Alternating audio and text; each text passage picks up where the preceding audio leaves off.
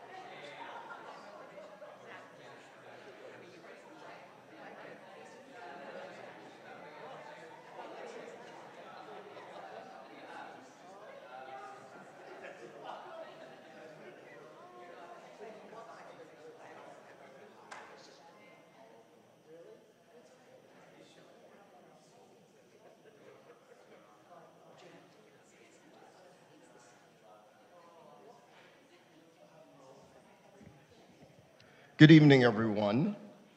Today is Monday, May 8th, 2023, and this evening's public safety meeting is now called to order.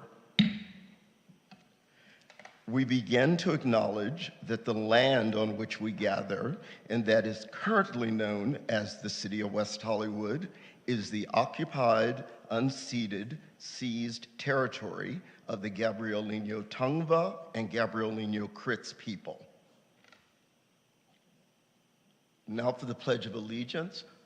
Steve Martin, would you lead us in the pledge, please?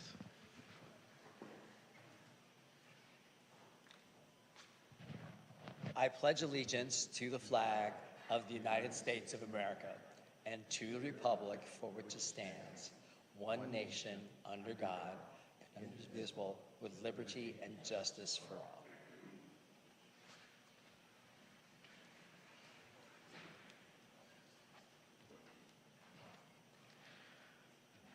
Now, the moment that we all have been waiting for on the oath of office.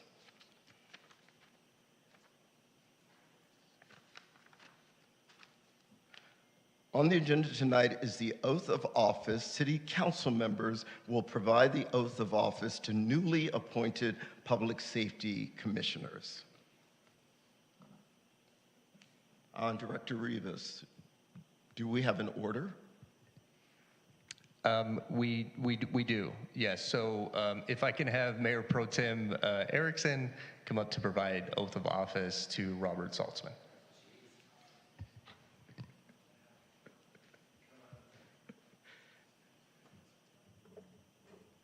Come on over, Mr. Saltzman. All right. We're going to do this from our iPhones because we're hip and cool. Great. Okay? Okay. All right. Raise your right hand. Evan. I, Robert M. Saltzman, Do solemnly swear do solemnly swear that while serving in the office that while serving in the office as a member of the Public Safety Commission for the City of West Hollywood, as a member of the Public Safety Commission for the City of West Hollywood, that I will support and defend that I will support and defend the Constitution of the United States the Constitution of the United States and the Constitution of the State of California, and the Constitution of the State of California, that I will bear true faith and allegiance that I will bear true faith and allegiance to the Constitution of the United States to the Constitution of the United States and the Constitution of the State of California, and the Constitution of the State of California, that I take this obligation freely without any mental reservation or purpose of evasion, that I take this, that I take this obligation freely without any mental mental reservation or purpose of evasion, and that I will well and faithfully and that I will well and faithfully discharge the duties discharge the duties upon which I'm about to enter. upon which I am about to enter. Congratulations, Thank Commissioner. you. Thank you.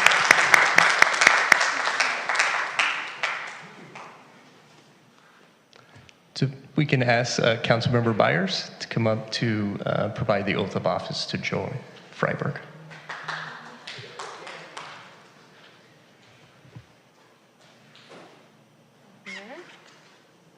So excited for this honor. Okay. Raise your right hand. I state your name. I, Joy Freiberg, Do solemnly swear do solemnly swear that while serving in the office that while serving in the office as a member of the Public Safety Commission of a member of the Public Safety Commission of the City of West Hollywood, of the City of West Hollywood, that I will support and defend that I will support and defend the Constitution of the United States the Constitution of the United States and the Constitution of the State of California, and the Constitution of the State of California, that I will bear true faith and allegiance that I will bear true faith and allegiance to the Constitution of the United States to the Constitution of the United States and the Constitution of the State of California, and the Constitution of the State of California, that I take this obligation freely that I take this obligation freely without any mental reservation without any mental reservation or purpose of evasion, or purpose of evasion, and that I will well and faithfully and that I will well and faithfully discharge the duties upon which I'm about to enter. discharge the duties I'm about to enter. Yes.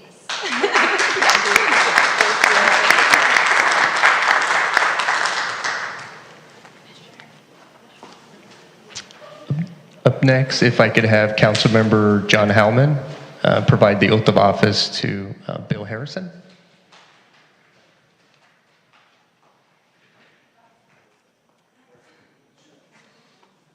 Please raise your right hand and repeat after me. I, Bill Harrison, I, Bill Harrison, do solemnly swear do solemnly swear that while serving in the office as a member of the Public Safety Commission that while serving the office as a member of the Public Safety Commission of the City of West Hollywood, of the City of West Hollywood, that I will support and defend the Constitution of the United States that I will support and defend the Constitution of the United States and the Constitution of the State of California, and the Constitution of the State of California, that I will bear true faith and allegiance that I will bear true faith and allegiance to the Constitution of the United States to the Constitution of the United States and the Constitution of the State of California, and the Constitution to the State of California, that I take this obligation freely that I take this obligation freely without any mental reservation or purpose of evasion, without any mental reservation or purpose of evasion, and that I will well and faithfully discharge and that I will well and faithfully discharge the duties upon which I'm about to enter. the duties upon which I'm about to enter.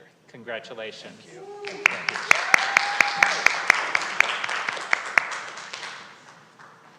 And last and certainly not least, Councilmember Meister, if you could please provide the oath of office to George Nickel. Best for last. Okay. Raise your right hand.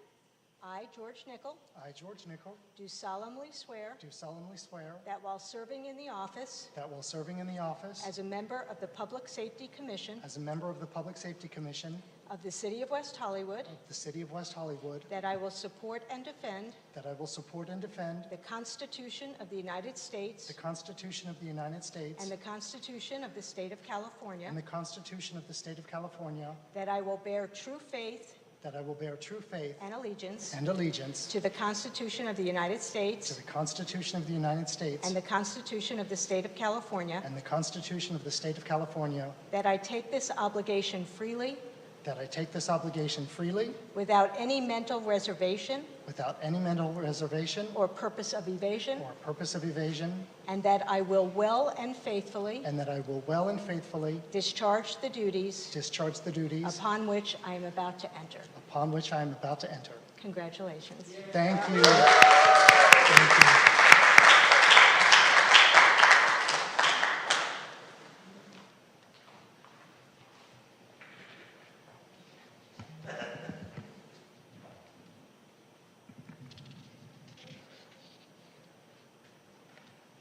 Commission Secretary, may I please get a roll call? Commissioner Freiberg? Commissioner Harrison? Commissioner Nickel? Commissioner Oliver? Here. Commissioner Saltzman? Here. Chair Hallman? Here. We have a quorum. Approval of the agenda. Staff, are there any changes to tonight's agenda? Chair, yes. Staff would like to recommend to the commission that item 12, items from commissioners, be consolidated with item 8, which is titled on the agenda as commissioner comments. And this is simply something that staff did not catch when they were preparing the agenda. However, the Public Safety Commission bylaws do reflect that there should be one item listed in terms of commissioner or items from commissioners. And so staff is recommending that change. Secondly to that, staff is also asking that item 10, items from staff, actually be heard prior to unfinished business, to allow staff to provide some updates to the new public safety commissioners that are on board, given the fact that we did not have a meeting last month, and also given the fact that we had a study session that really focused on a request for proposal, and the monthly public safety reports were not provided at that time. Great, thank you. Do I have a motion to approve the agenda? I move we approve the agenda. Second. Great. Commission Secretary, can I please get a roll call? Commissioner Freiberg? Commissioner Harrison? Commissioner Nickel? Commissioner Oliver? Aye. Commissioner Saltzman? Yes. Chair Hallman? Aye. The agenda is approved. Thank you. Approval of the minutes. Item 6 on the agenda is the approval of the minutes. Are there any changes to the minutes from our March 13th meeting?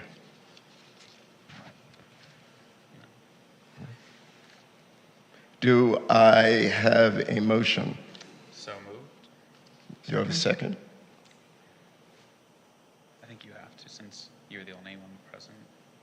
Oh, yes, I guess I would have to. All right, I second it. All right, Commission Secretary, can I get a roll call, please? Commissioner Freiberg? Commissioner Harrison? Commissioner Nickel? Commissioner Oliver? Aye. Commissioner Saltzman? Aye. Chair Hallman? Aye. The minutes are approved. Thank you, Commissioner Secretary. Public comments. Commission Secretary, do we have any speakers tonight in chambers? We do have one in chambers, and we may have one or some on Zoom. Thank you. Let's start in chambers, please. Okay, the first speaker we have is Steve Martin. If you want to come to the podium, you'll have 3 minutes to speak. Steve Martin, West Hollywood. Well, I'm glad I came tonight. It's not very often that you get to see a commission, meet so many new commissioners, and see the commission go through so many changes. I probably don't need to tell you, you're assuming office at a time when there's a lot of challenges facing the city, as well as the country, about issues of law enforcement and public safety. And I have to just say, I appreciate the fact that you're willing to get in the get into the thick of things, because you will be. I also wanted to thank my friend Todd Hallman and Robert Oliver. I don't think I got a chance to thank you guys for your leadership during that discussion about whether we hired the consultant to look into our own law enforcement. I think that your leadership, your recommendation that we not go down that path, avoided a lot of conflict and really allows us to focus on how we can make policing in West Hollywood better and more effective. And there's lots we can do, and I think there's lots that I hope we will do, but we need to be building some consensus, and we need to be asking the questions that the community wants to hear. And that's why I'm really happy that my friend George Niccolo, who I've served with on the East Side Neighborhood Watch, along with Todd, comes with a perspective of the neighborhoods. So anyway, thank you for taking this all on. And there's just so many things to start off with, but one of the issues that former Commissioner Jackie Steele talked about is looking at what kind of community orientation is happening at the Academy, and we'll come back and talk to you more about that at another time. But that is an important issue that shouldn't fall through the cracks. And since I hope we still have a few council members within hearing distance, I would also use this opportunity to lobby that we restore funding for the Sheriff's Department so we can get back up to the 68 deputies we had prior to COVID. But anyway, thank you and congratulations. Commission Secretary, any additional comments in chambers? We have no additional comments in chambers. I believe we have some in Zoom. Great, thank you. And if I could start off by asking the phone number with the last 4 digits of 1246 to please unmute yourself by pressing *6. You will have 3 minutes to comment.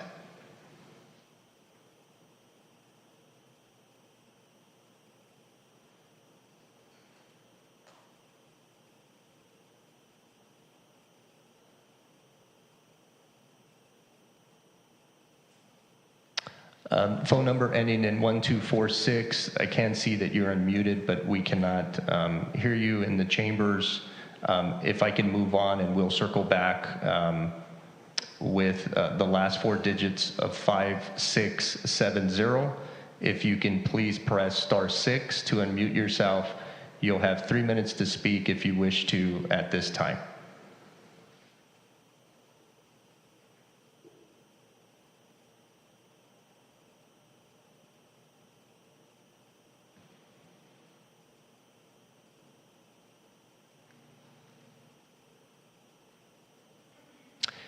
Chair, it looks like we may be having some difficulty with the audio. So let's see if we can. Hello? Oh, yes. Hello? Can you hear me? We can. Are you the last 4 digits of 5670? I am. This is Yola Dore, 30-plus year resident of West Hollywood. Good evening, commissioners, staff, and honored guests. And congratulations to all those that are new. Safety is of the utmost importance, at least it is to me. When I go out, day or night, I fear that there could be flying bullets, people out there with hate in their heart, unlit places, people that are trying to cause problems in our neighborhood, in our city. We have so many wonderful events that happen here. We need them to be safe events, just like your meeting tonight.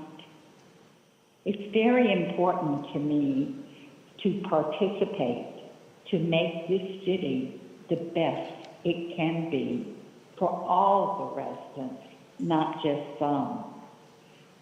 With the mood going around the country that people can come into communities like ours with AK-47, that people can shoot through a very nice apartment building causing problems, evacuation, that people think that ambassadors can handle this? I don't think so. They have their place, but they're not a trained and honored deputy that knows how to recognize and how to curtail these issues. Please try together to join us and do something positive to make our city the best and the safest out there. Thank you so much. Thank you, Yola. I will return back to the last four digits of 1246, who I believe is Genevieve Morrill, who's trying to unmute. Genevieve, if you can press *6. Can you hear me? We can hear you, Jen. Right. I muted and unmuted. Okay. Thank you, Director Rivas, and Bob, your normal day life, and so we really appreciate your willingness to serve the community, and so I just want to congratulate all of you and thank you and hope to get to know all of you. I'm going to repeat, I just also want to thank public service, public safety staff and directors, Danny Rivas and our sheriffs. I think they do a remarkable job giving not only the political environment, but also the situation that's out there in the world right now. It's not exclusive to West Hollywood, we know that, and you all play a really important role for our community right now. And we're here tonight to seek your help, and I will give the same plea that I gave the City Council, which is that we need to be doing whatever we can do and not look at statistics on whether last month's stats were better than the previous month. You know, that's just not sufficient enough to look at what's happening in the community, how people are feeling, employees are afraid to go to work, residents are afraid to go out at night. My husband is afraid to go to a mall. I mean, we are in the midst of a pandemic of gun violence and crime that is across the nation. And so we as a small community, we can do things to help combat that. And I really encourage anything we can do, any resources, any partnerships, anything we can do. I don't think it's fair to put the onus on block by block because they're not, as Yola Dore said, they're not trained professionals. We need armed personnel that can be trained and understand how to combat some of these issues. We need boots on the ground. We need every resource available. And we understand community policing as well. We understand it shouldn't all go to the sheriff. But we need smart, strategic plans that will help us combat the fear that people feel out in the community right now and the crime and the unrest that's taking place to make people feel unsafe. And so I just plead with you right now to do everything you can do to take action loud and strong and make the community feel safe and not get caught up in the political optics. So thank you so much for listening, and again, congratulations and welcome to the commission. Thank you, Genevieve. And the last phone number that I have listed in Zoom ends with the last four digits of 5307. If you wish to speak or provide comment at this time, please press *6 to unmute yourself. You'll have 3 minutes to speak.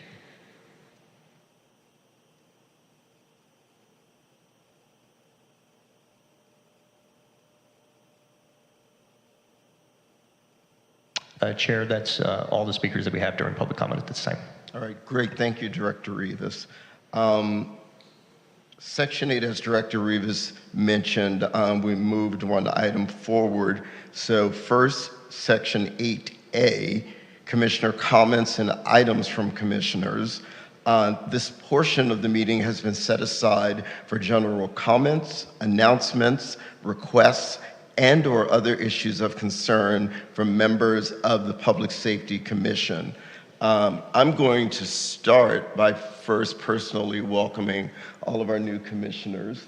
I'm very excited to meet each and every one of you and to work with you on behalf of the City of West Hollywood. So welcome, everyone. Also, a little housekeeping. When we get our agency reports, fire, sheriffs, and block by block, I'd like to agree that everyone is comfortable with 4 minutes per agency to ask questions. And it's not to censor anyone, but it's just to keep us on target. So we have, and obviously, if it's an important issue and you are asking questions, then we will extend that time. So is everyone in agreement? Okay, great, thank you. My announcements, it's been a while since we've been here in Chambers, so I can't remember what I mentioned the last time, but I took CPR training that the city provided, which I think is amazing. I pray that no one falls out in front of me and I have to deploy my measures, but I will do my best. Also, the city provided active shooter training here in the chambers, which I attended, which was quite informative. It's sad that we live in a time like this, but it's important for us to be prepared. And then finally, I just finished CERT training with Councilmember Meister and Commissioner Nichols. I found it quite informative. There was a lot, but I'm happy that I took the course, and obviously if Commissioner Nichols wants to share his feelings, I'll allow him, to do that as well.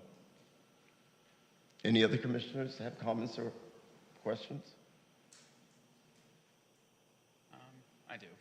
All right, Commissioner Oliver.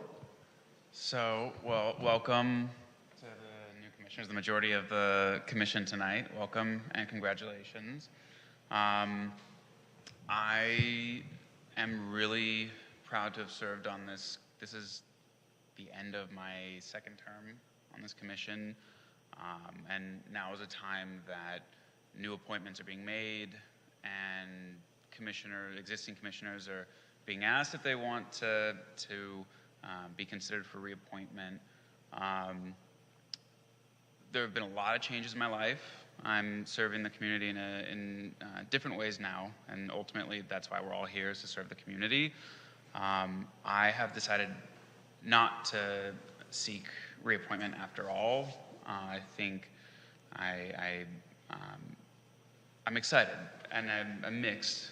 I'm sad to be leaving, so I'm definitely feeling some mixed emotions about it, but I'm really proud of the work that we've done. I think we've learned a lot as a board, as a body. One thing that I definitely know to be true is the best decisions are made with time and careful deliberation. It takes time to learn the flow of these commissions, but one thing I can definitely say I recommend is take your time. If something needs to wait till the next meeting, table it, call for more public comment, and that's the best advice I can give as an outgoing commissioner. But I definitely want to thank the city, I want to thank the council for the opportunity. It's been, I think, a cumulative 4 years for me on this commission, and it's been great. It's been an honor. It's been an honor to serve with you, Chair Hallman. I know, I'm gonna get emotional. I love this city, I really do, and that's why I look for ways to be of service, and I respect every single person who has decided to take time from their families, from their personal lives, to be of service in their community. So thank you, and after, I guess the gavel at the end will be officially the end of my term. Tonight will be my last meeting, so thank you. Well, thank you. Commissioner Oliver, it has been a pleasure. You will be missed. And as usual, I'm always the old dude. I'm going to be like the senior person up here, but you will definitely be missed, so thank you very much. Commissioners, anyone else have any comments? Yes.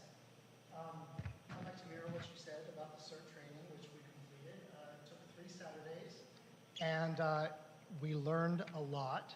Hopefully we'll never have to use any of it, but it's always best to be prepared. So I feel more prepared now after doing it, and I strongly encourage everyone, the next time the opportunity comes around, and it does, I think, yearly in West Hollywood, do take the time to do it. It's 3 Saturdays, but you'll be glad you did.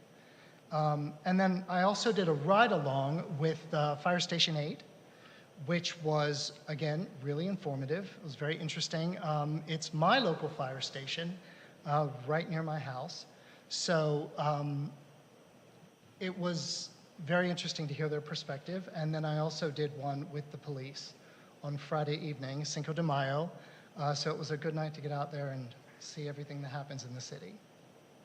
All right, thank you, Commissioner Nichols. Actually, I would also like to see if we can agendize for the next meeting a discussion of the level of the law enforcement in the city of West Hollywood. Okay, can you give us a little more like what? Sure, absolutely. And I'm sorry, Commissioner Nichols, can you get a little closer to the mic? And just as a reminder, I know just in the chambers, if we can get as close as we can, that way everybody can hear the audio. Sorry, Thanks is so this much. better? Yes, yeah, perfect, thank you. Great. Specifically, I think that we should discuss the return of the number of deputies in the West Hollywood Police Department to pre-pandemic levels. All right. Do we have a second? Chair, if I can just jump in real quick, and certainly something that I wanted to touch on during items from staff. I know right now we're nearing the discussion that's actually going to be going to the City Council.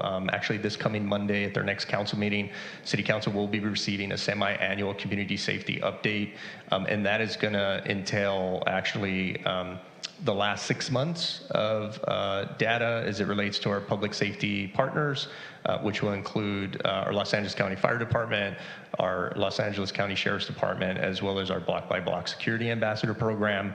And so at that time, City Council will be reviewing that data and then also providing direction to staff regarding any sort of adjustments or anything as it relates to the public safety contracts.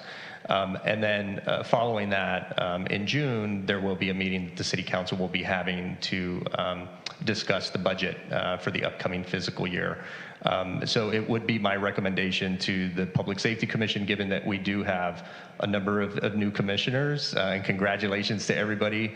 But I think, having an opportunity to schedule some time, some study sessions, if you will, to really give everybody kind of the full background on the public safety contracts, and having a good understanding of that would be my recommendation first. Again, just given the timeline, the fact that City Council is going to be discussing this item this coming Monday, I think allows the Commission and other members of the community, the opportunity to discuss the item, provide public comment, et cetera. Okay, thank you, Director Rivas. So, Commissioner Nichols, are you comfortable and are you going to retract the motion? I mean, it's within our purview to have a discussion about this, and it would be our next meeting, I believe, is the 12th of June. The finalization of the budget is the 26th. That is correct. So we would still have an opportunity between now and June to do any necessary study sessions, and then when we have our next meeting on the 12th, to have a discussion. Yeah, so actually there will not be an opportunity to do a study session between now and the June 12th meeting. We have Pride right around the corner as well that has really taken up a lot of the capacity from staff from the public safety side. We can certainly, again, try to agendize and get things on the agenda to get everybody up to speed. Part of my comments, too, diving into the items from staff that I wanted to make mention to the Commission, is that we need to establish a work plan for the Public Safety Commission. And so that is going to be an integral part to achieving the goals that the Commission as a whole wishes to discuss. And so that's certainly something, again, that we were looking to kind of dive into and spending adequate amount of time related to that. But it is, of course, the will of the Commission as a majority to make a decision based off a consensus on whether or not you wish to agendize something at our next Commission meeting. Okay, so Commissioner Nichols, are you choosing to keep the motion on the floor? Yeah, let's see if we have a second. Okay, so do we have a second?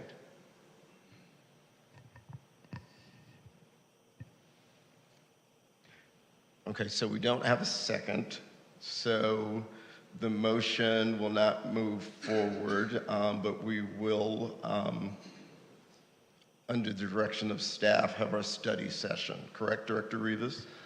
Well, I wouldn't want to term it as a study session in terms of our next commission meeting, but certainly, again, looking ahead, I think having a discussion in terms of our work plan for the commission, I think would be something we need to agendize. And then something that we've already been discussing with our West Hollywood Sheriff Station partners is looking at reaching out to the contract bureau a division within the department that oversees the contracts with all the contract cities, getting some representatives to actually come in and be able to provide a presentation to the commission, and then that allows, of course, the commission to ask questions, right, and get well informed from folks on their side as well. And so I think we can certainly look to do that. If it's the will of the commission, that's something that I planned on asking the commission for guidance on. Okay, great, thank you. Are there any other commissioner comments that anyone would like to make at this time? So moving on to item 8B, Director Rivas, I don't know if you have any additional items from staff that you want to go over with us. I do, and again, good evening, Chair and members of the Public Safety Commission. Danny Rivas here, Director of Community Safety. I also wanted to introduce my colleague and coworker, Jessica, who's actually serving as the Public Safety Commission Secretary and has been, and she and I will definitely be providing the Commission with the best support that we can. And so again, congratulations to each and every single one of you. I did also want to just touch on a couple of updates that actually were covered and mentioned at the last City Council meeting, and then also given what I kind of prefaced when I was asking the Commission to add items from staff prior to the unfinished business monthly public safety reports that you will be receiving this evening from our public safety partners. I think it's important to keep in mind that the reason why this month we had February, March, and April monthly statistics and data attached to the agenda is because that we had a study session in March, which typically every month that we have a commission meeting, we review the month prior, right? So in March, that meeting would have reviewed the statistics from our public safety partners for the month of February, but that did not occur because we dedicated that time towards discussing the request for proposal that was on the table at that time. And then following that, in April, just last month, we did not have a Public Safety Commission meeting because we had a lack of quorum. And so again, we were unable to hear information from our public safety partners. However, I do want to just stress to the Commission and members of the public that these reports that are provided by Los Angeles County Fire Department, our block-by-block security ambassador program, and our West Hollywood Sheriff Station personnel, those monthly reports still were uploaded to the city's website for public viewing and for the Commission as well to view those.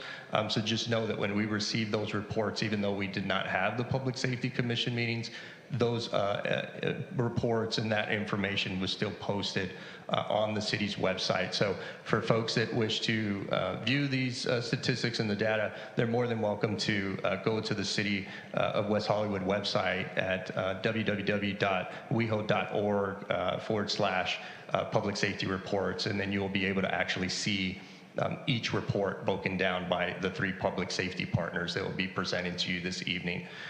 In addition to that, a couple of updates that occurred and incidents in the community I wanted to provide the Public Safety Commission updates regarding. One was in relation to an incident that did occur and that was caught on video about 2 weeks ago near the alley on Orlando Avenue, just south of Santa Monica Boulevard. And so the West Hollywood Sheriff Station did work in conjunction with the Beverly Hills Police Department, and our detectives from our West Hollywood Sheriff Station were able to get those folks that were suspects and interested parties and filed charges on those individuals. So I did want to make mention of that to the Commission and to members of the public that may have not seen that at the last council meeting. In addition to that, and at that last council meeting, I also provided an update to the community and to the City Council regarding an incident that occurred prior to that, regarding an altercation that occurred between a vehicle driver and a pedestrian that also included the involvement, or I shouldn't say also, but did include the involvement of 2 block-by-block security ambassadors. And so this altercation between the pedestrian and the driver resulted in the physical altercation between the two. There was an arrest made, and our block-by-block security staff witnessed this while patrolling on foot proactively, observed this information, observed this activity, and then reported it to the West Hollywood Sheriff Station, who responded to the scene and then did address the situation. And then also wanted to just make mention, as we're looking at data that's going to be presented to the commission this evening, again, it will include February, March, and April. But as we kind of look at the statistics, even from the beginning of the year, counting January, that is something that staff does discuss on a regular basis with our public safety partners in terms of just looking at any increases, decreases, right, areas of concern, et cetera, and then obviously discussing deployment and making recommendations, et cetera. And so for Los Angeles County Fire Department, they definitely, for last month, seen a decrease in calls for service in comparison to March. And then in February, it also seems to be almost steady with what you're about to be presented for the month of April. And then in looking at January, it looks like it's pretty consistent, but it was higher than last month. So Assistant Division Fire Chief Drew Smith will be here to obviously spend a little more time with the commission in terms of providing information and answering any questions that the commission may have. Similarly, with our block-by-block security ambassador program, we did see calls for service increase last month in comparison to kind of January, which was the lowest of this calendar year, but it looks like it has increased in February, decreased in March, and then we've seen a little bit of an uptick in April. So I'm sure Shay Gibson, our operations manager, will obviously cover that information, but our public safety partners are certainly going to be concentrating on April and those statistics specifically, but if there's any questions that the commission may have, then obviously that will be a great opportunity for those questions to be asked. And then lastly, no different than fire and block by block, we did have the most recent updated Part 1 crime data and Part 2 crimes that were reflected and provided by our West Hollywood Sheriff Station that are posted online and are going to be presented in more detail by Sergeant Jason Duran. But the data for April of this year does indicate a increase in Part 1 crime incidents, totaling 218, the highest number this calendar year. However, for comparison, January reported at 184 incidents, February at 205, and March at 171. So just acknowledging that any increase in crime is a cause for concern. We also want to make mention and note that year to date, in 2023, this calendar year, there has been an 11% decrease in Part 1 crime totals compared to the same period of time last year. So that's looking at January to the end of last month of this year and comparing it to that same time frame last year. So we're still seeing a decrease as it relates to that, but certainly acknowledging that there was an increase this calendar year. And then furthermore, we also looked at April of this year. Monthly Part 1 crime totals remain 30% lower than the peak last year in June of 2022. So we wanted to just make mention of that to the Public Safety Commission as data obviously will be reported this evening. And the city's Community Safety Department is committed to working collaboratively and closely with the West Hollywood Sheriff Station to identify effective strategies for addressing the specific uptick in the numbers in April, and will ultimately can be done to reduce any crime rates in the community. So, and then lastly, Chair and members of the Public Safety Commission, I just wanted to make mention that before our next meeting, we obviously will have Pride WeHo Pride festivities that are just around the corner. So I just wanted to highlight that. Definitely the city has been in discussions with various internal departments, our event services division that really kind of spearheads from the production side of things, but also works very closely with public safety and all of our public safety partners that participate in those discussions in terms of looking at the emergency action plan and the additional resources and enhancements that we make every year, but certainly taking into consideration all the input and feedback and everything else that's been communicated to us leading up to this year Pride. So our public safety team will be ready and in place, and certainly wishing everybody a happy Pride. So that concludes my comments, Chair. Great, thank you, Director Rivas. Moving on to item 9, unfinished business. Item 9A, report from the Los Angeles County Fire Department, monthly reports. The Public Safety Commission will receive a report from the Los Angeles County Fire Department on activities for the months of February, March, and April. Good evening, sir. How are you? Wonderful, thank you. All right, let me get positioned here. Thank you for having us. We highly enjoy being your fire department for the city of West Hollywood, so thank you to the new commissioners. You're gonna love your fire department. True story, Todd? See? Sorry? I said you're gonna love your fire department. To the new folks, correct? Oh, yeah, yes. I love our fire department. Yes, Yeah, thank you.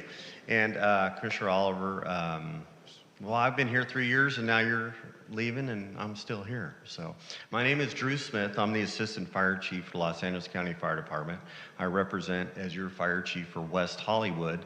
And thank you, Mr. Rivas, for kind of getting me to April because I was prepared for all this, but it's relatively the same, but I like to focus on April with what we had, but there's really no big dramatic changes from January to today on the amount of runs and those run totals for the city of West Hollywood. So as an overview for the city of West Hollywood with your 2 fire stations, they average about 20 responses per day. Some are more dramatic than others, but that equals about 20 runs per day for your West Hollywood stations. So it's a very busy place, and you can't really coin it whether it's any busier in the winter or summer. It's very transient in nature, if you will. It just depends on the dynamics that are going on in town. But for April, we had a total of 12 fires. And most of them were rubbish fires and vehicle fires, and we had one cooking fire. They were very benign in nature. We didn't have any big exposures or loss of any sort, so your firefighters took quick action on those, but that is a constant theme within the city of West Hollywood, is those vehicle fires and also rubbish fires.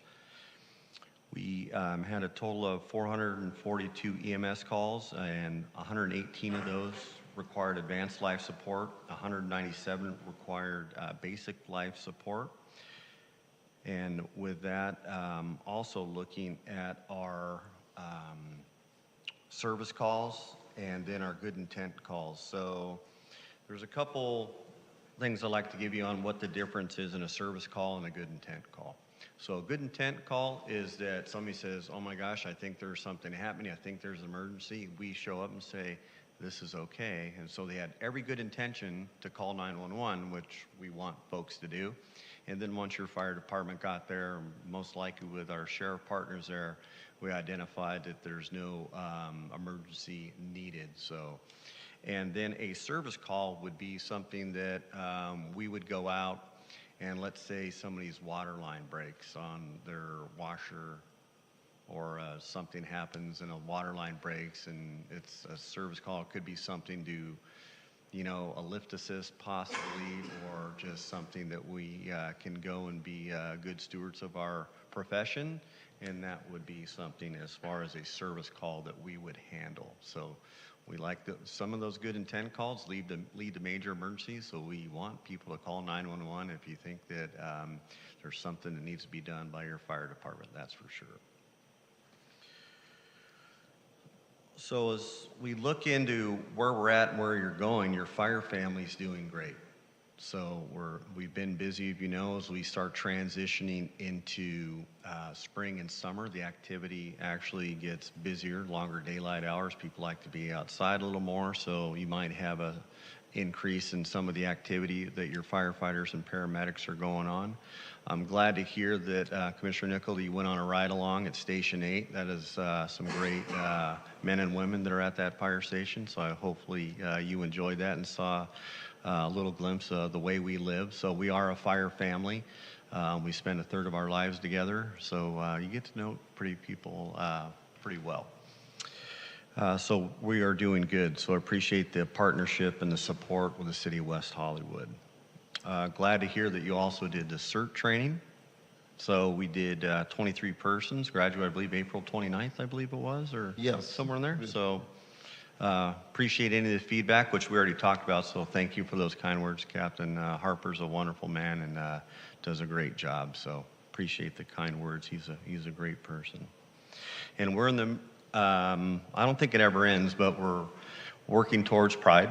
And so we, with the Sheriff's Department, have a unified command structure so we can look and identify from the fire department side what adequate need is for that emergency preparedness component for treatment, for fires, and how we're going to deal with the amount of people that come to Pride. So we're in that preparatory planning phase right now. So I communicate with Mr. Rivas quite frequently, which is always a good thing. So we're getting geared up for Pride.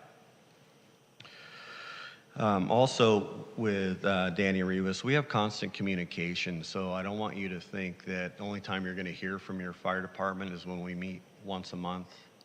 We have open phone and open door policy. If you have a need from your fire department from me, I would like you to reach out to myself or to Danny Rivas. And so if you need any clarification, you want to ride along with me and see what I do, or different things that I look at, you're more than welcome to do that. So you have an open door with the Los Angeles County Fire Department that helps bring clarity to anything or just to have some exposure. We'd really like that if that's something you'd like to do. And with that, I'll see if there's any questions for myself. And commissioners, before we move to questions, obviously I can call on anyone that raises their hand, but on our computers, we do have a request to speak button, which I'll get a notification, and there's also a request to motion. But is there anyone that has any questions for our fire chief?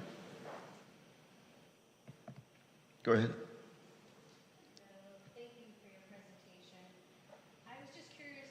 Your communication is with block by block. Do you deal with them ever, or is that you don't have to deal with them ever at all? No, we do. So block by block could be at some, so if there's an emergency call, it's going to be called in somehow, and sometime there is a block by block member. We hear their reports here at this commission. Is there anything that we need to be ahead of or how it goes? It's usually vetted through Danny Rivas if there's an issue or there's something we need to get together on. So we're not working in silos. If there's an emergency, block by block might have some great information on something that happened before your firefighters and paramedics got there. So we do have a good working relationship with block by block. Okay, thank you. Yeah, you bet. Did you have any other questions, Commissioner? Anyone else have any questions for our chief? Commissioner Nichols. Yes. Thank you so much for your presentation. And yes, Station 8, it was amazing. There was a lot of camaraderie that I saw there, and one of the firefighters actually said something about being up to West Hollywood standards, that not everyone is, and I really liked hearing that. So it was a great experience. Great. I did have a question because I know that Fire Station 8 was listed as one of 33 buildings that are county-owned in the county that's vulnerable to collapse in a major earthquake. So, which is sort of scary because we have 2 fire stations, and I believe that the majority of the firemen are in Station 8. So I believe that the Board of Supervisors has a plan in place to do retrofitting within the next 10 years. Do you have any update on that? Do you know where they're at with that? So updates are being looked at, but we also have a potential proposal for a new station that we're identifying now. We can get that to you Yes. on looking at a larger piece of property. So as that station is quite aged, our apparatus gets bigger. We know that parking's an issue everywhere in West Hollywood, so we have 13 members on duty every day. So in the morning, we have 26 people that are exchanging, doing the car shuffle and doing all that good stuff. So there is a lot that needs to go on at that station to get it up to what we would like to see, but it takes time. But the best option would be actually a larger piece of land with a larger station that gives us room to grow. And that station was built with room to grow, but it's over 70 years old now, dang near. So we have outgrown it. So as far as the exact Station 8 on where we're at with that, I feel that we're looking towards the right station at the right place that gives us that expansion, which is what we're looking at. But there's not a lot of open lots and land in West Hollywood, so we have to really look at how we're going to do it tactfully, because we can't close down a station, because then where do you put all of our people? So we have to look at that customer service delivery as well. So it's going to be, at best case, that we stay in Station 8 until we find the new piece of property that we're looking at, that we might be able to build in the future.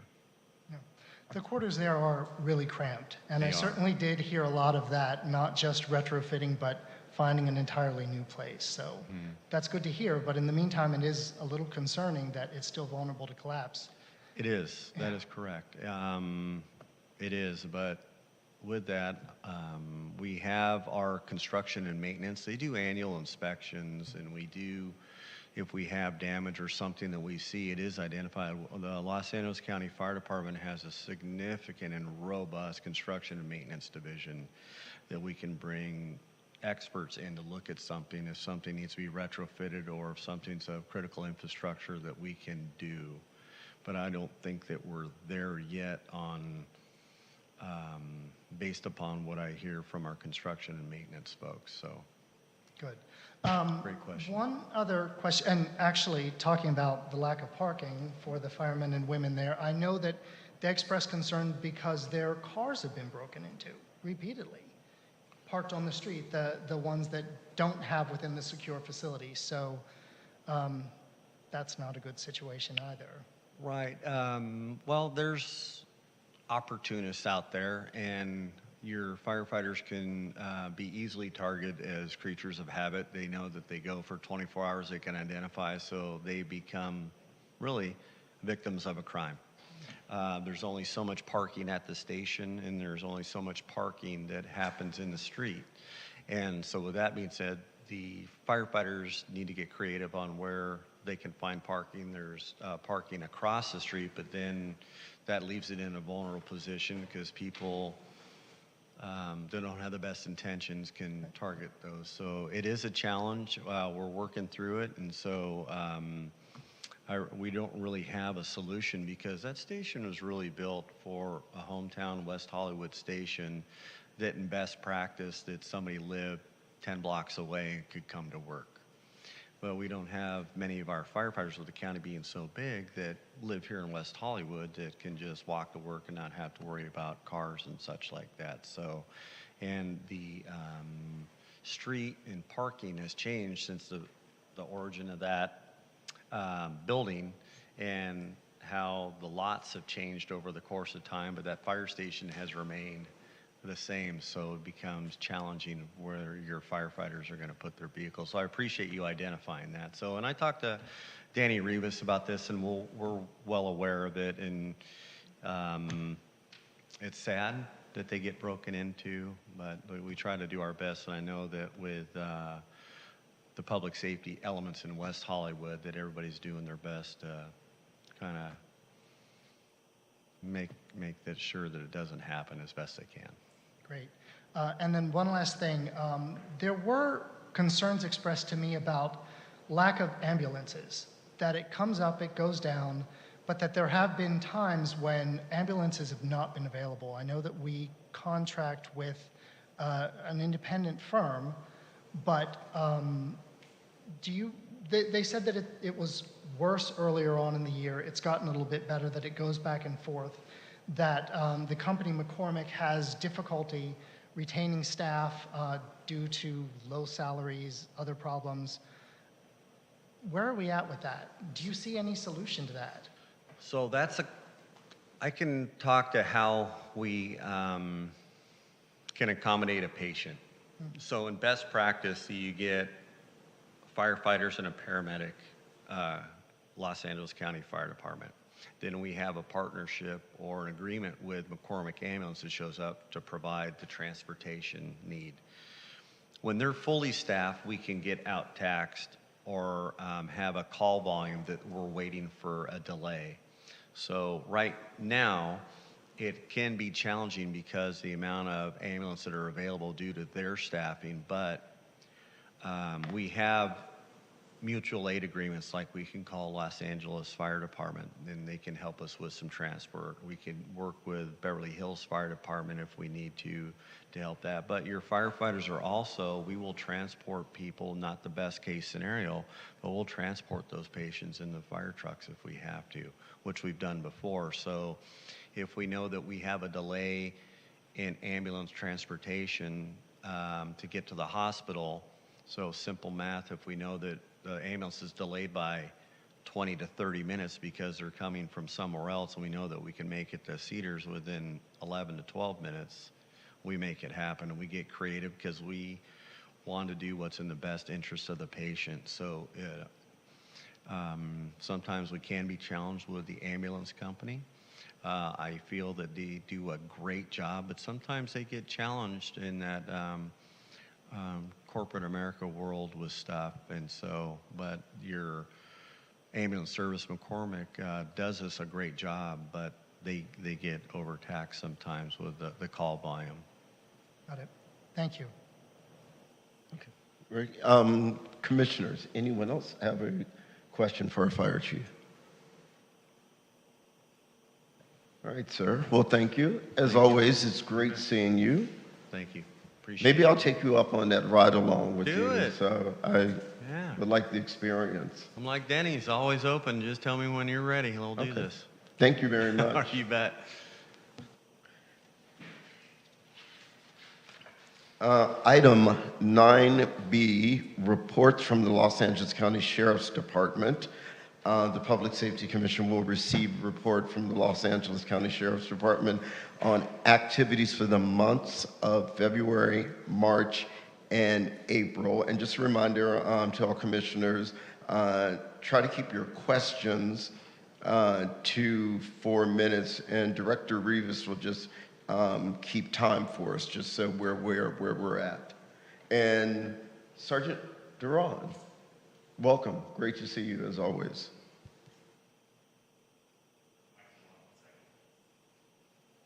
Good evening. How you doing? Chair Hallman, new commissioners, welcome. My name is Jason Duran. I am the service area sergeant for the West Hollywood Sheriff Station. I also oversee the entertainment policing and our cops teams. I'm usually the one that'll be here to present the reports to you. I thank Director Rivas for kind of condensing down that we can jump straight to April, because when I tend to present more than 1 month, numbers kind of get a little bit mixed up and things are a little too confusing. So it's good that we're going to stick with just April and cover the information that's there. April has been a busy month for us, and I will be covering a lot of data and incidents that have occurred here for West Hollywood Sheriff. For the month of April, West Hollywood Station personnel responded to 1,760 calls for service. Of those calls, 88 were requiring an emergency response. And for those of you who are not aware, an emergency response is a call that's a crime in progress or a life-threatening or a medical type of emergency. Deputies made 47 felony arrests and 107 misdemeanor arrests in that time period. West Hollywood Station Part 1 crime is up in the city for the month of April with 218 incidents, which is the most for this calendar year. As Director Rivas pointed out, February was 205, March was 171, and then again, April was 218. As compared to April of 2022, there was 198 incidents. When we break down the Part 1 crimes by district or area, the west side of the city accounted for 44% of the Part 1 crimes, a total of 96. City Center accounted for 21% of the Part 1 crimes, 46. And the east end of the city, 35% of the Part 1 crimes, 76.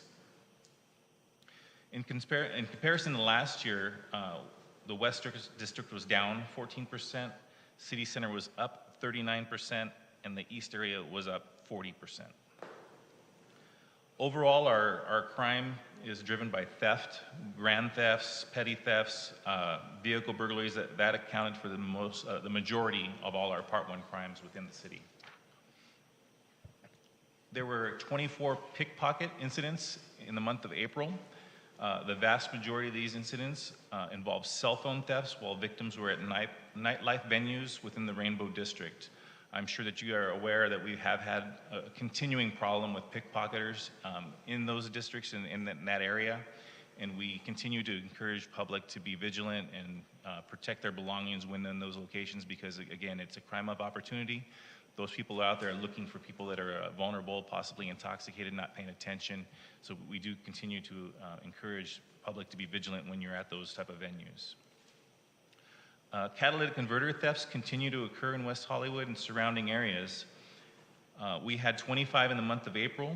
Out of those 25, 20 involved Toyota Priuses. We are currently in the process of scheduling another free etching event that will be open to all residents and neighboring cities to come to our city and have their catalytic converter etched with a serial number, which is essentially their VIN number or their license plate number.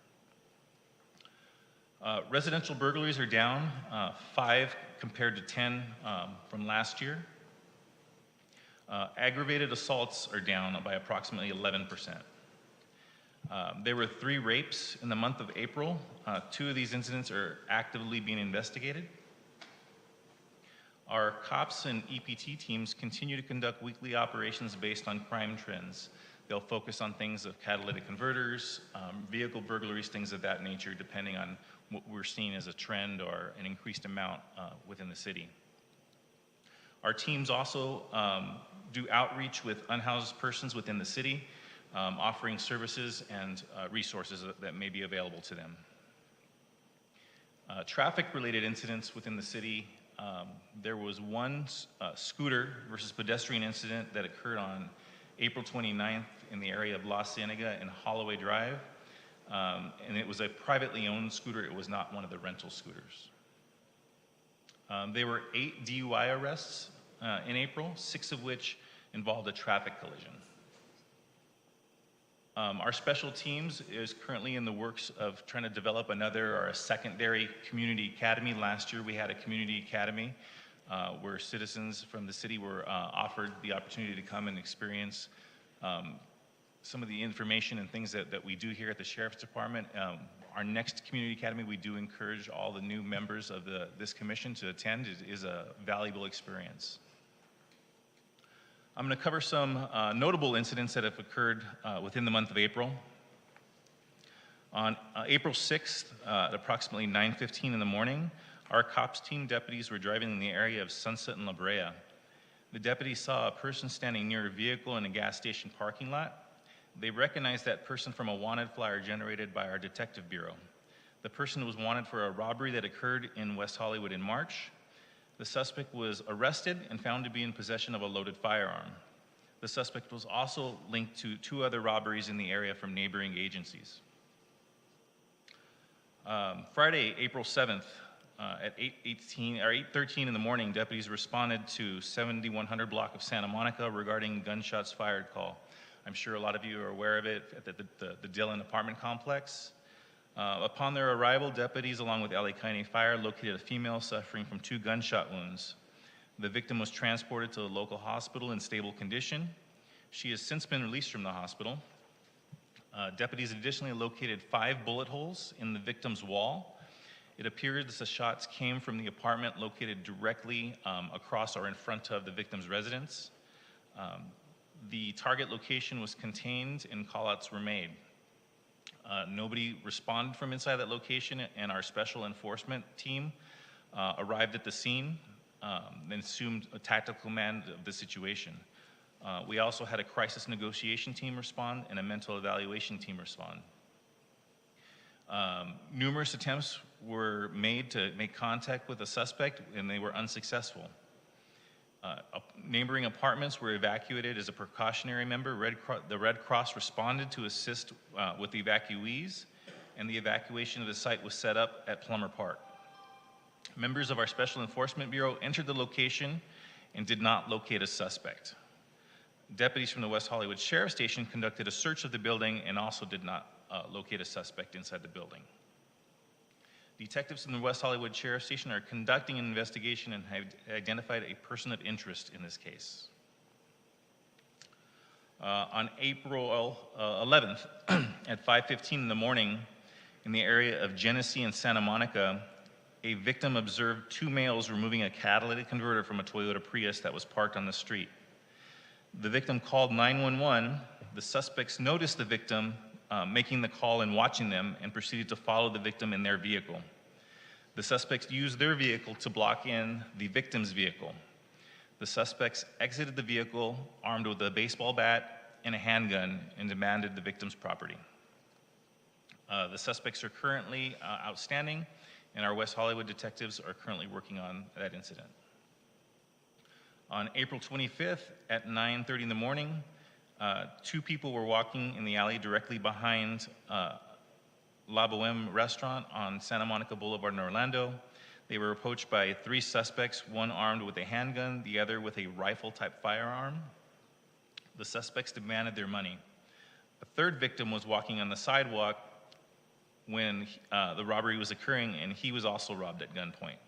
The suspects fled the area in a stolen vehicle, and they were arrested the next day after committing an armed robbery in the city of Beverly Hills. And then lastly, this event occurred this month, just actually a couple days ago, but it was in the media and I wanted to make you guys aware of it and give you an update on it. On Sunday, May 7th at approximately 3 a.m., West Hollywood station deputies responded to a report of a hit-and-run vehicle versus a pedestrian at the intersection of San Vicente and Santa Monica Boulevard. A subsequent investigation revealed that the driver of a small sedan hit 3 pedestrians with his vehicle, leaving the scene after the altercation. The vehicle fled west on Santa Monica Boulevard and out of view. All parties were treated at the scene by Los Angeles County Fire paramedics and transported to local hospital for treatment of their injuries. The incident is currently under investigation. We have put out an attempt to ID flyer with the vehicle information to neighboring agencies and are utilizing different law enforcement resources to try to find that vehicle and get that person into custody. If there's any questions for me, I will be happy to answer what I can. If I do not know the answer to your questions, I will be happy to find that answer and present it back to you next month. I'm going to kick this off, and I hope my father's not watching, but what is a Cadillac converter, and why are they in such demand? So it's a catalytic converter. It's part of the exhaust system of a vehicle. It basically, it has something to do with the emissions and reducing the amount of the emissions that come out of the vehicle. And they are in high demand because of the metal resource that's inside it. I'm not sure of the exact composition of what the metal is, but it's valuable. Typically, a Toyota Prius is the vehicle that's being targeted for whatever reason, and I've been told that the reason that Priuses are targeted is that their catalytic converter has like a double chamber, which yields more of that precious metal that they're obtaining. So that's why the Priuses are being targeted. However, all vehicles that have an exhaust system have a catalytic converter, and they are all, subject to potential theft. Great, thank you. Commissioners, does anyone have any questions for Sergeant Duran? Go ahead, Commissioner. I was going to say, if you could expand on what would it take to get a catalytic, how do you say it? A catalytic converter? Catalytic converter. So what would they have to do this? So typically what we're seeing and what they're doing is they have a fairly inexpensive car jack that they'll use, small, lightweight. They'll find a target vehicle. They'll approach it nighttime hours typically when nobody's out, it's dark. They jack up the vehicle very quickly, and they use what's called like a sawzall or an electronic saw, which is used by battery, pretty powerful. The saw would cut through the pipes of the exhaust system fairly quickly, within seconds really of either side, because it's a fairly thin amount of metal. So they cut it out, pop it off, they throw it in their car, they pick up their jack, and they're on their way. Minutes, really minutes. It would look like they may be changing a tire, and I would never know when I'm walking You'd by. never notice it, yeah. Oh, wow, okay. Commissioners, anyone else have a question for Sergeant Duran? Oh, I do, if no one else does. Go ahead. Okay. I just wanted to know if you could explain in summary, because I'm so new and there's a lot of new people on the commission, how you communicate with block by block. How does that work? So we communicate with block by block on a regular basis, I would say a day-to-day basis, simply just for the nature of our policing. They call us when they see things. Sometimes we ask them to respond to things. And then I work closely with Shay when incidents, things like that happen, or meetings, whatnot. I'm kind of the point of contact with their supervision. But on a regular basis, our deputies out in the field are making contact with them on a regular basis. So would you say that every call that comes in, they will know about the call?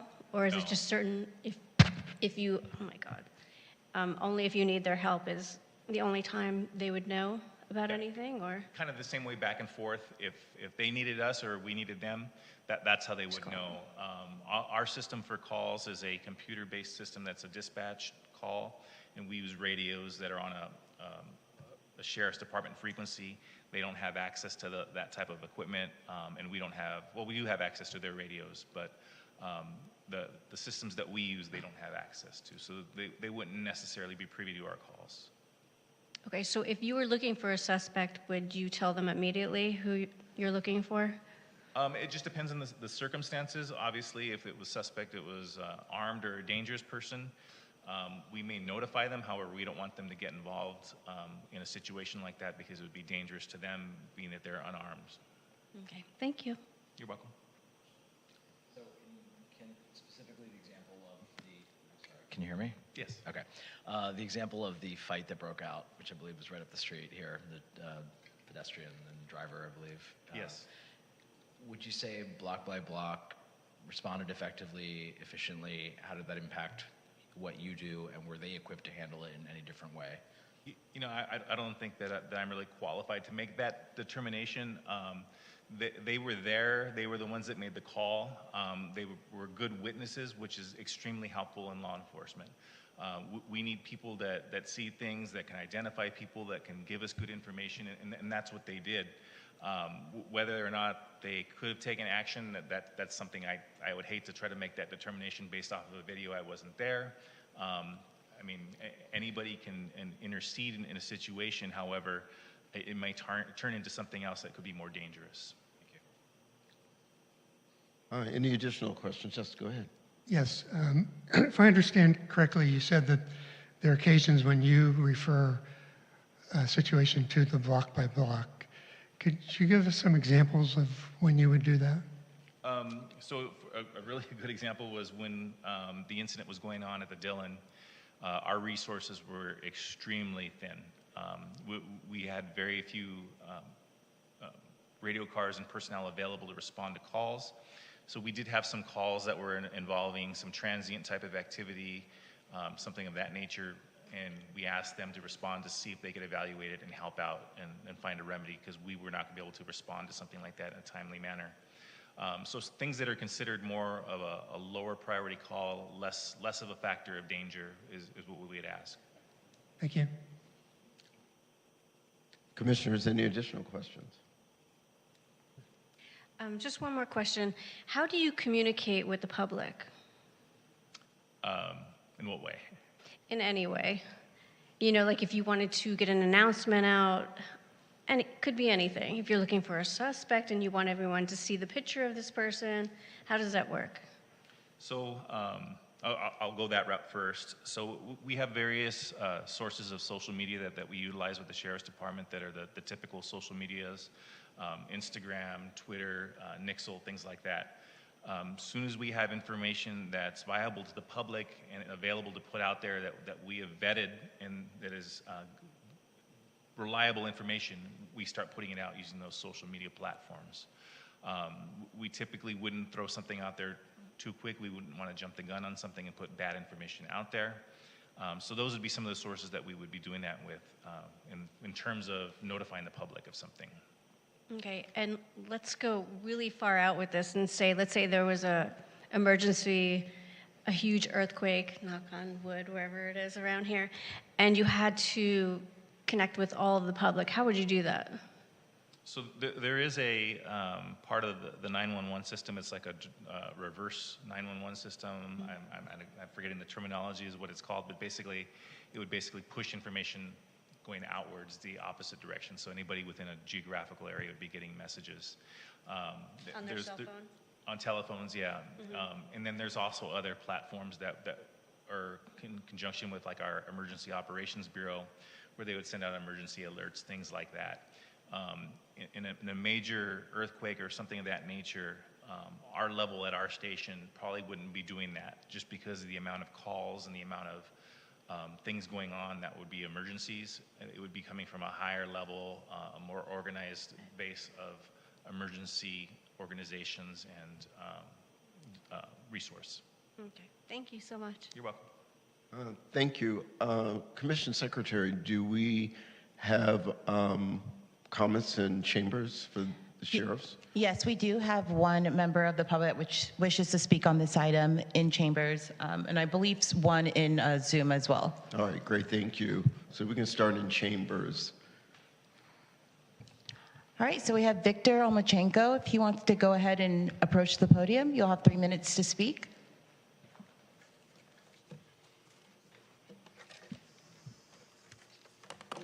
Good evening, commissioners. And Victor Olmachenko, I'm a longtime resident of West Hollywood. I formerly served as a Public Facilities Commissioner, and I welcome to the Commission Ms. Freiberg, Mr. Harrison, Mr. Nickel, and Mr. Saltzman, and I wish you well. And thank you so much, Robert Oliver. I heard it over the phone. I think you're leaving, and I guess that thank you for your service. I guess Todd Hallman and I will just grow old together as this process goes on. I wanted to say that thank you for the report also from the Sheriff's Department about the notable incidents.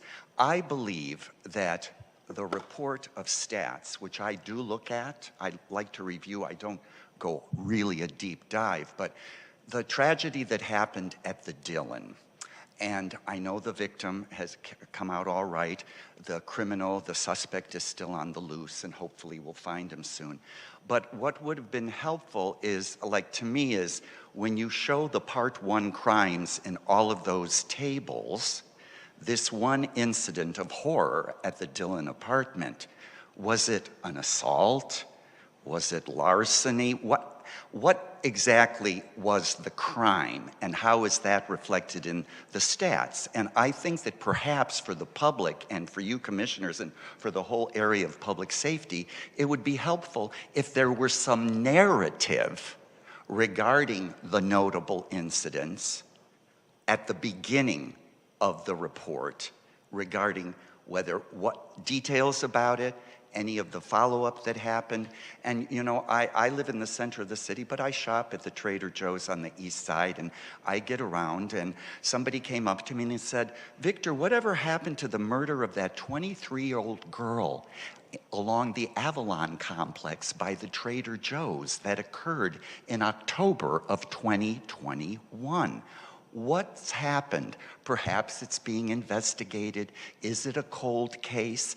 I think for public transparency and for feeling safer and also for giving credit to our law enforcement, that perhaps we could hear about more follow-up, even if it's a closed case or a cold case, or hey, we may have a person of interest who murdered the 23-year-old girl around Poinsettia or somewhere. So what I'm asking you to look at as time goes on is you get these discrete stovepipes of information with stats, but what are the results of all of the investigations, especially when it is like notable incidents like the 3 rapes that just happened, and where did they happen? Should we be informing people? Is it happening in some area of the city that the ladies need to be careful of, or even the men? So thank you for the stats, but I'd like more meat added, more narrative, more follow-up. Thank you. Commission Secretary, any additional comments in chambers? We don't have any more comments in chambers, but we do have one on Zoom. Great, thank you. JD, if you could, Yes. Yep, you are unmuted. So you have three minutes to speak. Thank you very much. Appreciate you allowing me to speak. When it comes to the information that we received from the Sheriff's Department, if I'm not mistaken, I heard there was 1,600 calls, and I was wondering, and it doesn't have to be answered, but I was wondering, of those 1,600 calls, how many of those have a report attached to it as a record? That might be something that we'd have to think about. So my comment goes like this. It's regarding a call for service and basically the procedure. I can only speak for myself as, perhaps this will bite me in the behind, but I'm at the point that I need to say something. I've been a West Hollywood resident for about 20 years. I've never needed emergency services, thankfully, until specific incidences which began late February, continuing up until now. So my comment would be regarding expectations and understandings and records of the incidences and the follow-up, and maybe some sort of ability to feel safe and confident that our sheriffs are not biased, don't have bias, and are neutral. I'll tell you, like I said, I've been a resident for about 20 years. I'm in my 40s. I've never been in trouble. Thankfully, I've never caused any trouble. I think I called the sheriffs a handful of times to notify them about some transients, and even had a sheriff contact me for help as I had a camera set up that caught the front street, and there was an incident where an armed robber dumped his firearm in the gutter, and I was able to provide footage of the vehicle, color, make, and model. So honestly, I consider myself a pretty good citizen. So when I was detained and put in handcuffs and thrown into a cruiser in front of all my neighbors and read my rights and arrested and then hard booked, now I learned pretty quickly what hard booked meant. It was not an experience anyone would want to be in. I was arrested on a private person's arrest and booked on allegations of battery with no injury, no witnesses, no evidence, just one person's word against the other. We do have a history. We do have a history currently because we're in a civil court together. There was a hearing that he was denied a writ of possession, so I'm sure he wasn't happy.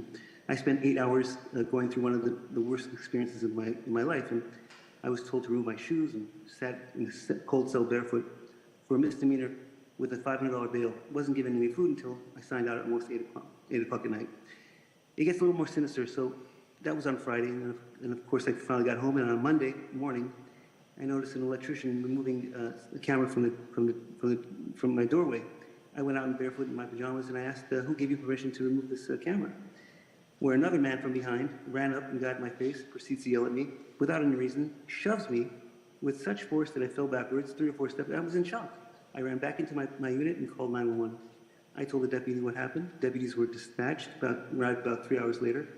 I told them the situation. I actually had the footage, the camera footage, before they removed the camera, so I got that footage, and I showed them the assault and battery.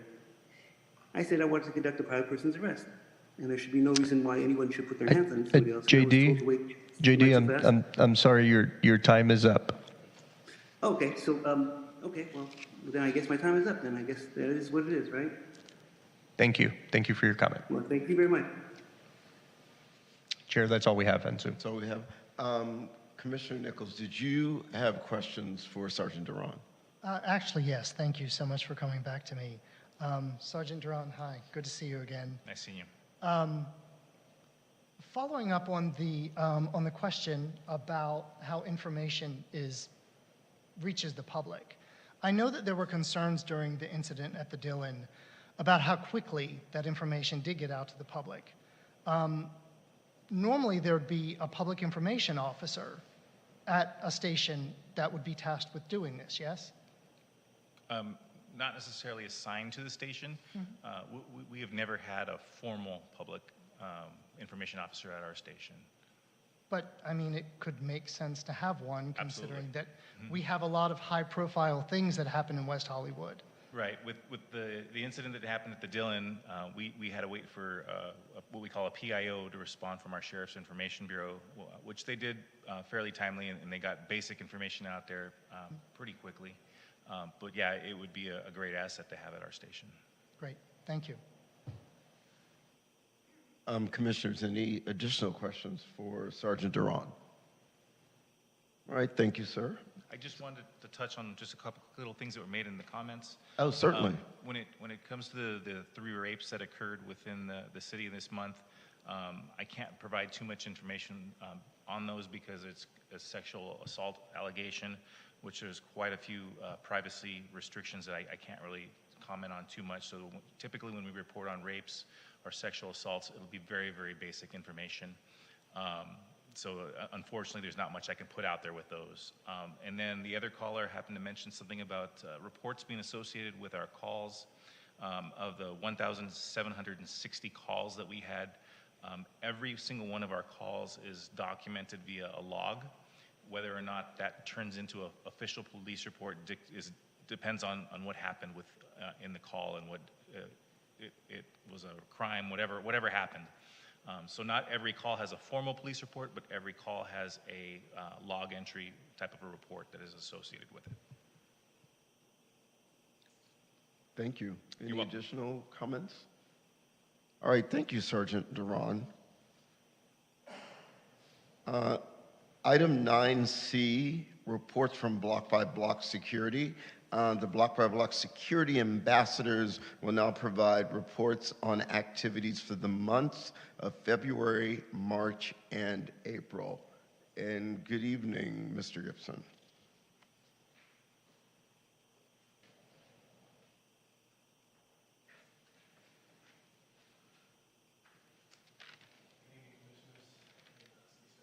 Shay Gibson, Operations Manager for the Block by Block Security Ambassador Program, West Hollywood. Going over the things that we were involved in over these last couple of months, February and March were mainly dedicated to new hires and training. We also brought a new supervisor on to oversee the operations on the west side. During these months, I attended the Walk the Neighborhood with Mayor Pro Temp Erickson, also with Safety Commissioner Todd Hallman, Chair.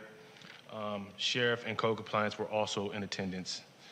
And I think that was a pretty good informational walk as far as what was happening on the east side. Commissioner Nichols as well.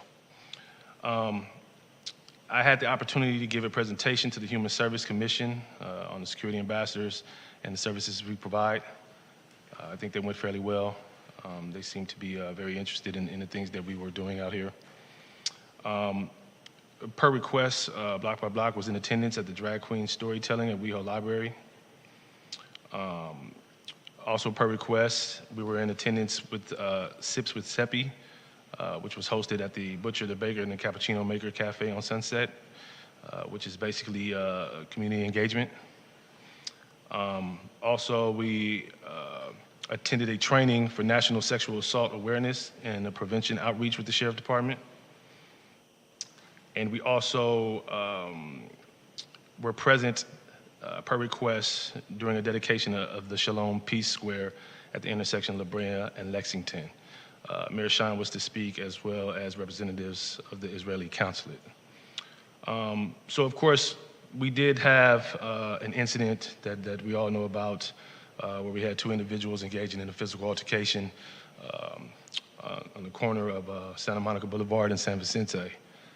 I want to make sure that we understand that the ambassadors program are here to observe and report. Okay, we're here to be an extra set of eyes and ears for the sheriff department. We do not receive the type of training to get involved in physical situations and or combat, sometime, if you will. I think the guys at that time could have done a better job as far as engagement and de-escalation, but as a whole, they did do what they were supposed to do, and that was to witness what was going on and contact the sheriff department to handle that situation. Since then, I have had retraining with the teams, morning, swing, and night on de-escalation and engagement practices, so that we can try to curtail some of that possible standstillish look that was captured on video.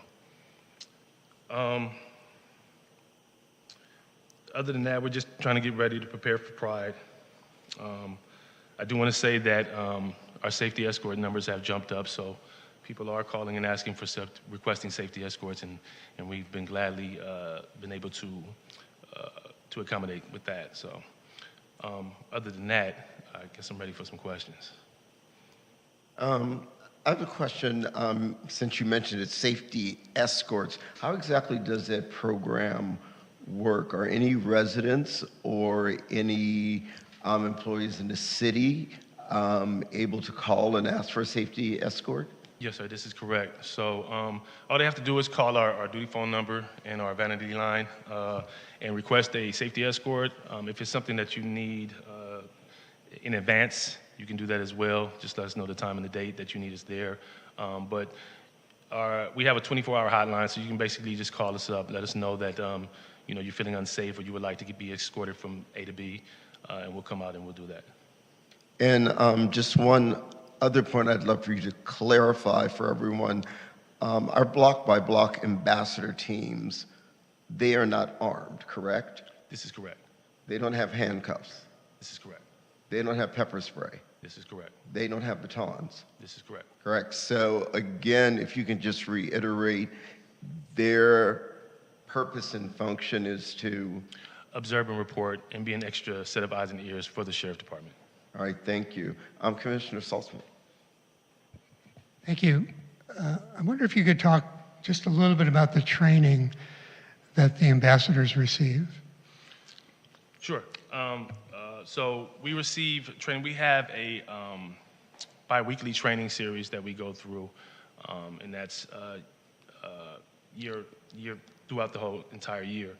And that runs the gambit from de-escalation to engagement to public engagement,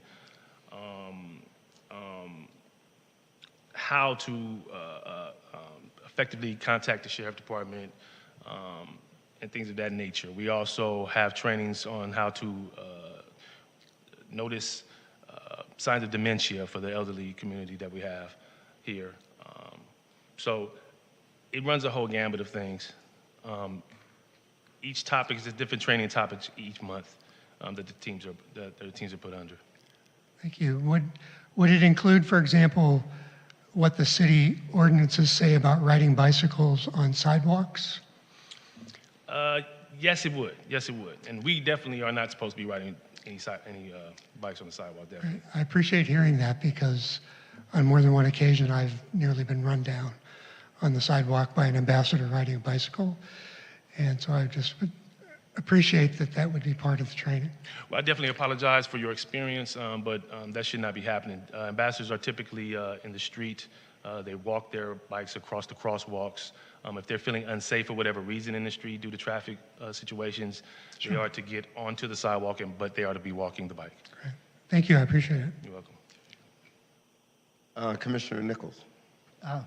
Manager Gibson, good to see you again. How you doing? Fine, thank you. I did have a question. So the incident that you talked about where the two men were fighting in the street, and the security ambassadors witnessed it and then did call it in to the police. You mentioned de-escalation, that they could have done better with de-escalation. How would that have looked like? If these two guys were fighting, what could they have done? It would have just been more engagement as far as like verbal commands and things of that nature. I didn't really see much of that. I wasn't there and I couldn't hear the audio, but I didn't see much of that as far as a physical motion. So that's what we definitely tapped back into. All right. And then to follow up on Chair Hallman's questions, I think that there is still a lot of confusion, amazingly, after all of these years where you've been in West Hollywood, as to what you can and cannot do. Chair Hallman asked about weapons. That's non-lethal as well. Like, you don't carry pepper spray either, do you? That's correct. You carry nothing. You don't carry handcuffs. That's correct. You can't detain anyone. You can't arrest anyone. No, sir. Okay. And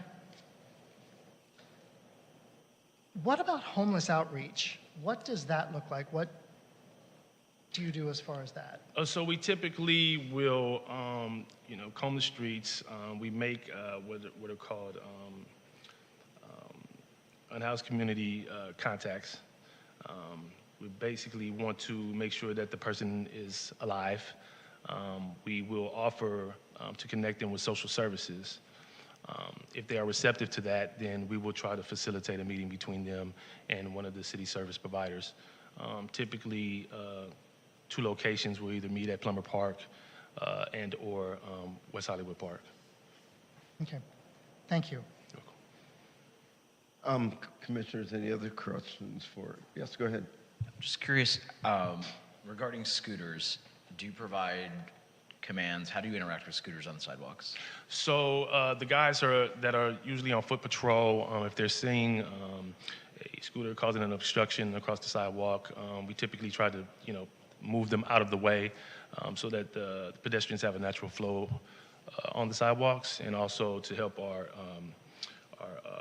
handicapped community as well. Sorry, one follow-up, just as far as people actually riding. So as far as riding, we don't hand out like citations or anything like that. If we do see them riding illegally, we'll try to say something, but most of the time they're zipping by. We can catch them when they're at a light or something like that, but that hasn't been the easiest. Commissioners, any other additional questions? Go ahead. So you had recently got 40 extra ambassadors, correct? 30. 30? Yes. Okay.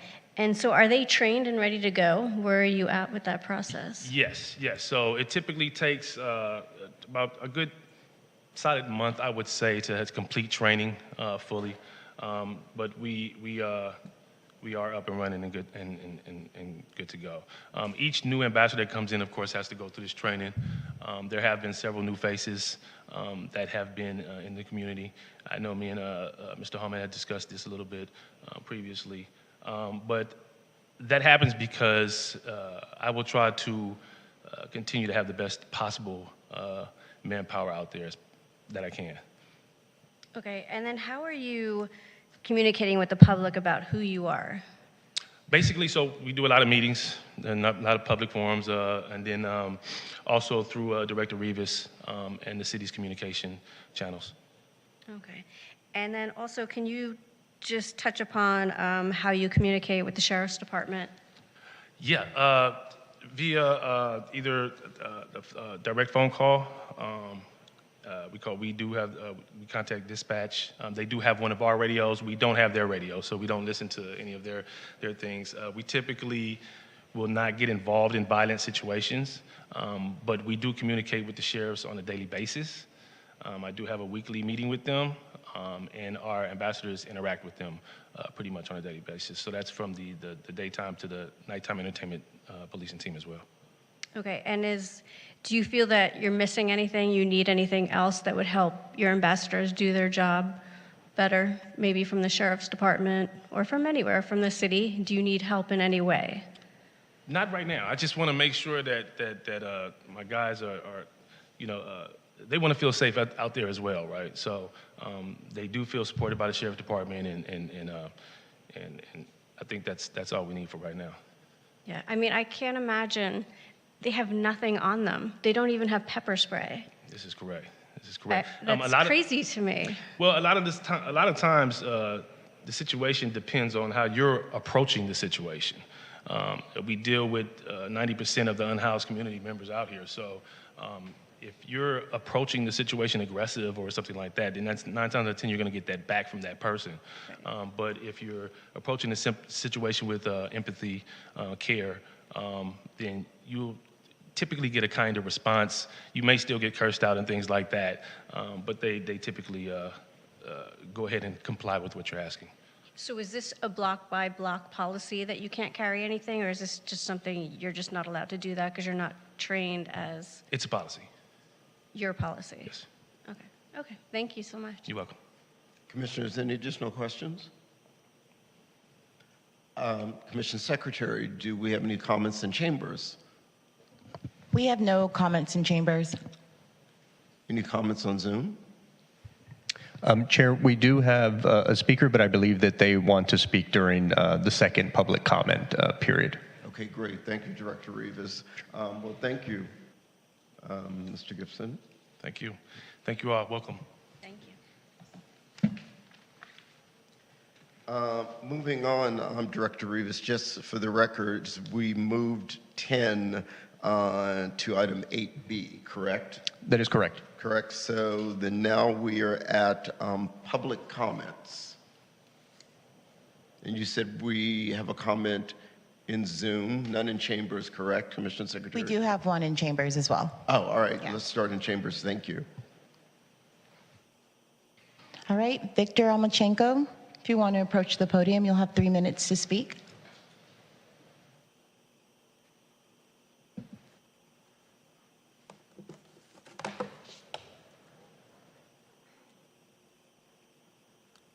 Good evening again. Years ago, my mentor in Things Civic, Gene Dobrin, and I were sitting in these council chambers at 11 p.m., and Councilmember Heilman looked at us and said, "Look at those two." We were over there. The most important document of the year, and there's only 2 people in the chambers, and they were about the council to discuss the budget. It's about the money. And what I just wanted to share with you, I was driving home and I heard a little bit of what happened earlier. And I wanted to share with you that years later, there was an April 20th subcommittee on the budget chaired by Mayor Schein and Mayor Pro Tem Erickson, at which 5 of us appeared and gave comments not just about public safety, but also about historic preservation, and we talked about public facilities, and there was an individual public facilities current commissioner there talking, not on behalf of the entire commission, but as an individual. And so when I heard George Nickel, new Commissioner George Nickel, suggest that maybe you agendize as a group, looking at the issue that has been besetting our city about, do we want to fund more deputies? Do we want to fund more of this? Or do we want less of this or that? I really like seeing something like that agendized. And I know that the City Council's May 15th agenda will be released this Wednesday. So as individuals, you have the opportunity to look at that agenda and see if the budget is in there, because there's only a meeting on May 15th, and then there'll be a meeting on June 26th, and then it's a fait accompli. And everybody will keep on saying, we want this, we want that, we want this, we want that, and nobody comes to a decision. So the time, I believe, for commissioners to get involved in budgets, whatever it is, whatever commission, is several months in advance before the July 1 start and everything is codified. Ms. Freiberg, I saw in action reviewing diligently grant proposals for human services contracts. They were involved. You have the right to be involved in looking at budgets. I think that's in the purview. I look forward to the 6-month review, November through April, of public safety, and then the City Council may say something.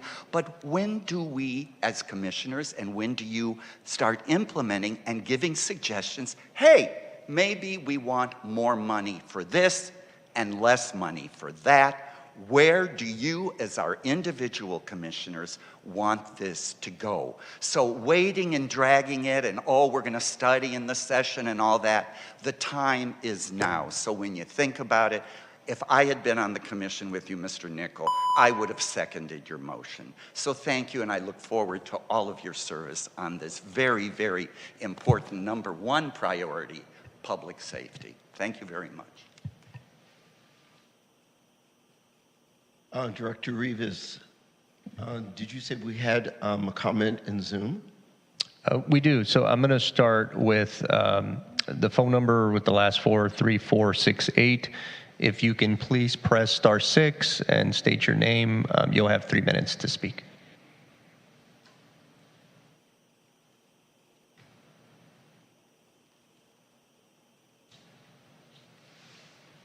Hi, good evening, honorable commissioners. My name is Danny Hang, and I'm a resident of West Hollywood. I just wanted to call and congratulate Commissioner Freiberg on her appointment to the Public Safety Commission.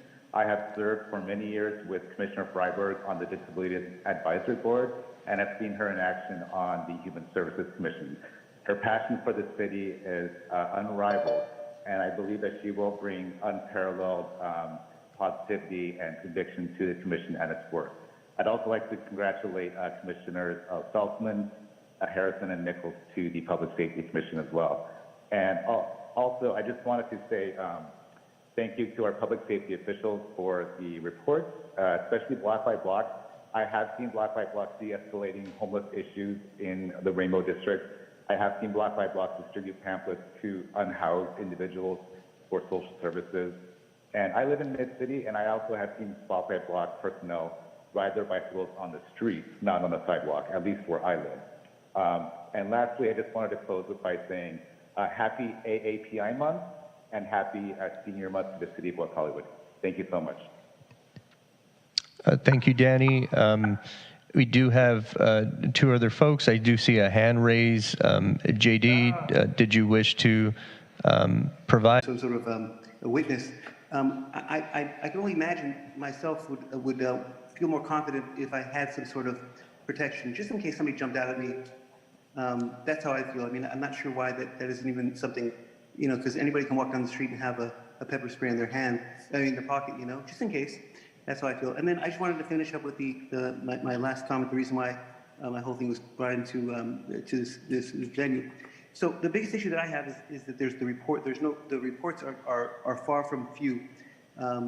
When you talk about 1,700 calls for service, and we don't have exact number of how many of those service calls were actually reports. A call log is a call log, but there's nothing detailed about a call log. There's no information. There's no way you can take that information and in my situation and take it to get a temporary restraining order. Right now I can go to the court and just give you my occurrence, what happened, but I don't have a report even to back it up for any, you know, for some sort of evidence. I could show them a camera, the camera videos, but I mean, at the end of the day, not having a report by the police station, the first thing they'll ask you, did you call the police? Did you call the sheriffs? Yeah. Well, did they make a report? No. Oh, so they didn't decide that it was a big enough issue. So I mean, you know, at the end of the day, that's what I'm thinking is really important, because otherwise, what is it? I mean, they just can, you know, they can make a decision. So they're not supposed to be the judge. They're supposed to be protecting non-bias and deciding. Not deciding what's this, you know, whether I should make a report here or there, because in my situation, they arrested me, but they didn't do a thing to the other gentleman when he actually shoved me. So, I mean, it's like, you know, choosing sides. Just make a report for both of them, or arrest, or whatever you need to do, and go from there. That's all I have to really say, you know? Great. Thank you so much, JD. And then I will move on to the phone number with the last 4 digits of 5307. If you wish to speak at this time, please press *6 and you'll have 3 minutes to speak.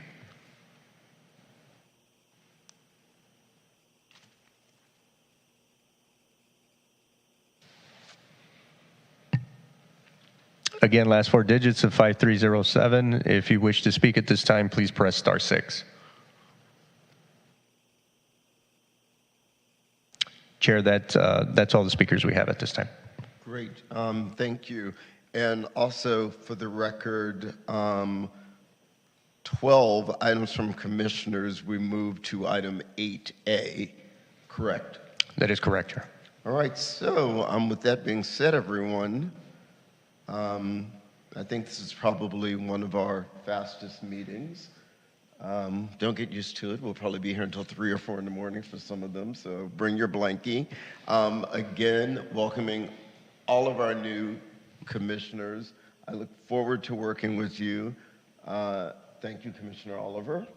I will miss you dearly, but congratulations on the new position. And we are adjourned until June 12th, Monday, 6 p.m., our next meeting. Thank you, everyone.